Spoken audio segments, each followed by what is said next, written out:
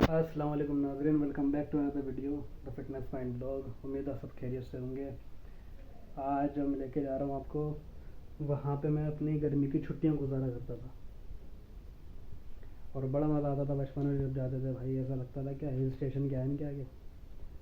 देखो मैं तुम्हें दिखाता हूँ।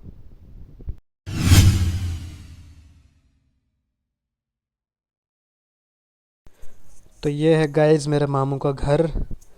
इस घर से बड़ी यादें जुड़ी हुई हैं भाई साहब। यहाँ पे जहाँ पे मैं गर्मियों की छुट्टियों में आया करता था। अंदर चलते हैं, दिखाता हूँ आपको। ये है मेरे मामू और ये उनके फर्जंद बराबर में बैठे हैं। और टाइम पास करने के लिए मैं कभी कभार इस मशीन पे भी काम कर लिया करता था। और ये है इनकी घर की छत। भाई यहाँ पे रात को सोता था मैं, इतना मज़ा आता था भाई साहब। नेचुरल हवा जिसे कहते हैं, हरियाली, खुली आबो हवा। और सर्दियों को तो ओए होए होए जवान देने वाली सर्दी पड़ती थी, पाला पड़ता था यहाँ पे पाला। और ये देखो टंकी देख रहे हो, इस टंकी के पास से भी दिखाता हूँ अभी। फूलों का तो शुरू से शौक है हमारे पूरे ख़ानदान में, सब घरों में फूल पौधे वगैरह लगाते हैं, प्लांट्स वगैरह। और भाई यहाँ पे तरह तरह के फूल हैं। और ये धनिया रख रखा है इन्होंने सुखाने के लिए। ये देखो, जहाँ भी देखोगे वहाँ पे गमले ही गमले। और सब में ही पानी डलता है सब सुबह शाम। और ये जो कैक्टस का पौधा देख रहे हो आप, ये मेरे से भी पहले का पौधा है, कम से कम 20 साल पुराना है यहाँ पे। क्योंकि इनकी लाइफ ऐसे ही होती है कैक्टस की। देखो कितना खूबसूरत फूल आया हुआ इसमें। ये जो चीज़ें होती हैं ना, बिल्कुल नेचुरल होती हैं बिल्कुल। और देखो छोटे छोटे प्लांट्स भी हैं यहाँ पे। देख रहे हो छोटा सा कैक्टस, छोटे से फूल आए हैं इसमें, कितना खूबसूरत लग रहा है। फ्रेश एयर होती है इससे, छत की भी बंदों को भी, घर के बंदों को भी फ्रेश फील होता है। और प्लांट्स लगाने चाहिए घरों में। ये देखो भाई, ये है वो जगह। देख रहे हो कितनी हरियाली है, हर तरफ हरा भरा माहौल है। ये देखो इस टंकी के पास आता था मैं, खेलता था भाई। यहाँ पे गार्डन है, हर जगह गार्डन बने हुए, खेलते थे हम यहाँ पे, बड़े मज़ा आते थे बहुत इन घासों में। सुबह सुबह मॉर्निंग में 7-8 बजे के टाइम बिना चप्पलों के चलते थे हम, नंगे पैर। इतना मज़ा आता था, ठंडी ठंडी घासें हुई होती थी। और मौसम भी बड़ा अच्छा रहता था सुबह सुबह यहाँ पे। भाई बहुत सारी यादें जुड़ी हुई हैं इस जगह से। खुली आबो, खुली खुली जगह है बिल्कुल। ये देखो ये रही टंकी। यहाँ पे एक गार्डन है, इसके नीचे एक गार्डन टाइप का है ऐसा। अब तो यहाँ पे काफ़ी मकान वगैरह बन गए हैं, आबादी हो गई है। पहले यहाँ पे इतनी आबादी नहीं थी ना, ज़्यादा मकान थे। इस गार्डन में खेलता था मैं। अबे गधे, गाय है वो घोड़ा।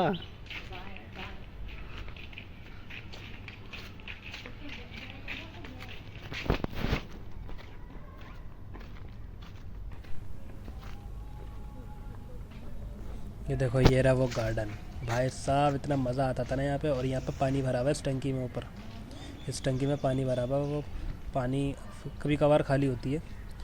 और कभी कभार ये कम टंकी जब खाली होती थी ना, पानी का बड़ा सही का प्रेशर निकलता था इन पाइपों के पास से आता है। कुछ नया करने को मिलता है ऐसी जगहों पे, एडवेंचर के।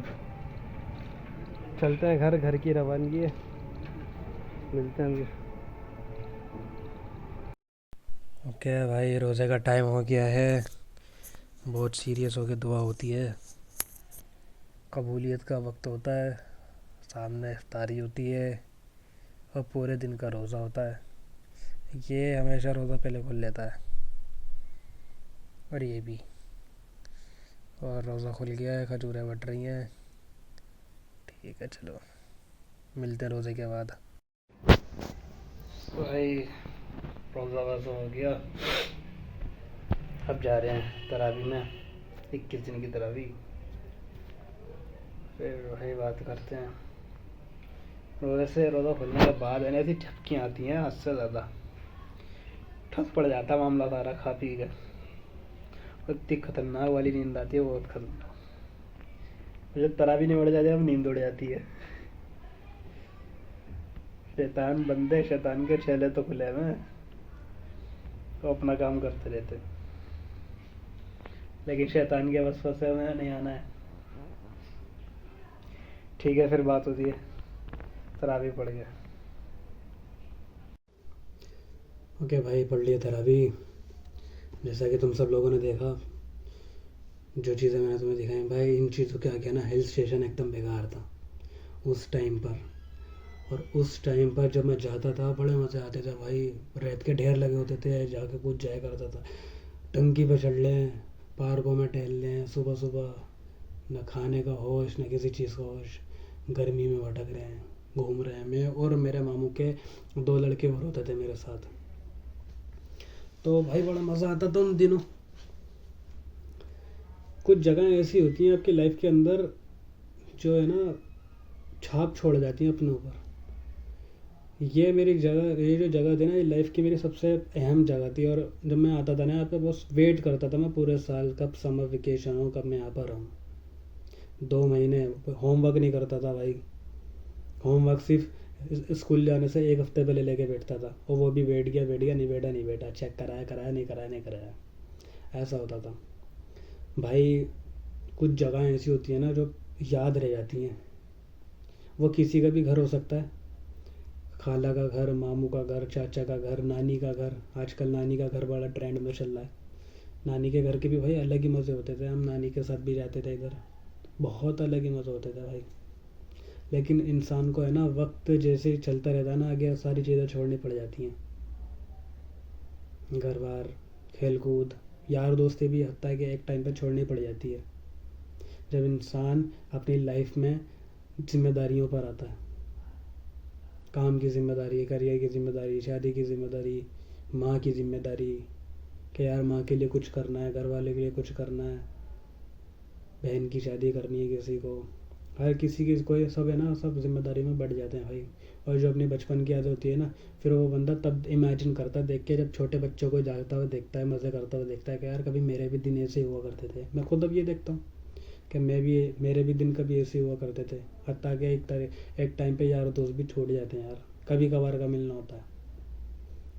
ऐसा ही होता है भाई, इसी का नाम ज़िंदगी, और इसी तरह चलती रहती है। तो बेसिकली भाई कहने का मकसद ये है कि यादें भी बड़ी खूबसूरत चीज़ होती हैं इंसान की, जिन्हें कोई मिटा नहीं सकता। यादें, चाहे वो यादें किसी की भी हों, चाहे वो आपकी यादें आपकी मरहूम की क्यों ना हो, यादें बड़ी खूबसूरत चीज़ होती हैं कि यार मेरे बाबा थे, मैंने ऐसा ऐसा वक्त गुजारा उनके साथ, ऐसा ऐसा करते थे, ऐसा होता था, वैसा होता था। यादें बड़ी खूबसूरत चीज़ होती है इंसान की ज़िंदगी। तो भाई तुम्हारा जो मोमेंट चल रहा है ना, जो यंग जनरेशन अगर ये देख रहे हैं, बच्चे मेरे जो देख रहे हैं अगर ये वीडियो, तो उनसे मैं ये कहना चाहता हूँ कि भाई ये तुम्हारा जो टाइम पीरियड चल रहा है ना, अगर तुम स्कूल जा रहे हो तो ये तुम्हारा सबसे ज़्यादा गोल्डन पीरियड है उस टाइम का। और उस टाइम की यादें ना, तुम बड़े होने के बाद तुम्हें समझ आएगा कि भाई क्या वक्त गुजरा है हमारा, कितना मज़े आते थे, ऐसा करते थे, वैसा करते थे।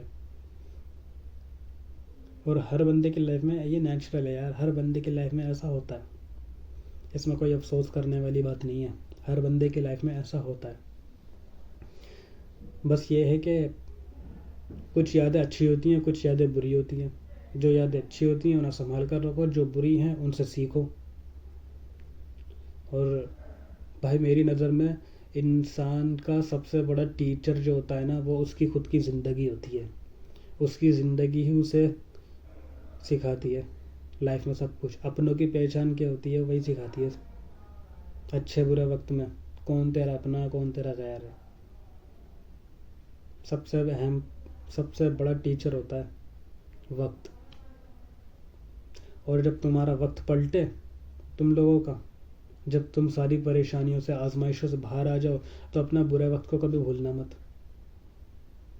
क्योंकि बुरा वक्त मेरे भाई, जो अपना बुरा वक्त भूल गया, वो समझो उसने हर किसी की कदर खो दी, वहशी बन गया फिर वो। अपना बुरा वक्त याद करते हुए चलोगे ना कि कभी मैं भी इस दौर से गुजरा हूँ, इन परेशानियों से गुजरा हूँ, तो भाई वाह लाइफ में बहुत कुछ कर लोगे, बहुत कुछ सीख लोगे, बहुत कुछ अचीव कर लोगे। बुरा वक्त नहीं भूलना चाहिए इंसान को। ये जो टाइम होता है ना मेहनत वाला, बड़ा मज़े का होता है भाई। सक्सेस जो होती है वो होती है कि भाई सक्सेस मिल गई, अब तो सब रोशन ही रोशन है, गोल्डन पीरियड चालू हो गया, सब अच्छा लगता है, सब हंस के मिलते हैं। उसमें अच्छे बुरे की पहचान नहीं होती, अच्छे बुरे की पहचान बुरे वक्त में होती है। जो सिखाता है आपको वो आपका स्ट्रगल सिखाता है, कौन तेरा अपना कौन तेरा गैर है। भाई जब अभी आप कुछ नहीं हो तो अभी आपको सब इग्नोर करेंगे, सारे इग्नोर करेंगे। जिस दिन कुछ बन जाओगे ना तो जो तुम्हें देखते भी नहीं थे ना वो भी ये कहेंगे कि हमारा फला लगता है। इसलिए मेरा भाई मेहनत करो और अपनी माँ का साथ कभी ना छोड़ना, हमेशा अपनी इज्जत करना, माँ की बाबा की, चाहे आपको लाख गालियाँ पड़ती हैं, मार खाते हो, पिटते हो दोनों से, मेरे भाई तुम याद करोगे ये सारी चीज़ें। माँ बाप की कदर कर ली तुमने और वक्त की कदर कर ली।